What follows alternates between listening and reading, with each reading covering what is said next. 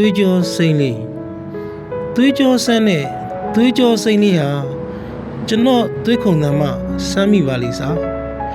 လုံးခုန်နေမြန်လာလိုက်တာဘယ်ဘက်ရင်အောင်ပေါ်နှစ်ချက်လေးထောင်းပြီးရှူသွင်းလို့ပြောလာတော့တခါနဲ့တင်းတင်းလေးဟာကျွန်တော်ကိုအိမ်မက်ထဲဆွဲခေါ်သွားတယ်ရှူထုတ်လေလို့အတန်ကြားတော့မှကျွန်တော်မှအိမ်မက်ကလမ်းလို့ကြောင်ကရမ်းကြီးဖြစ်လို့မနက်၈နာရီရောက်လာလူနာအတွက်သွေးထုတ်ရမယ်ဆိုတော့ဟုတ်ကဲနဲ့ကျွန်တော်လိမ္မာနေပုံများတပုံလို့ဘသူထင်ရမှာလဲသွေးကြောစိမ့်လေးလက်ဖွားနုနုလေးကတဆင့်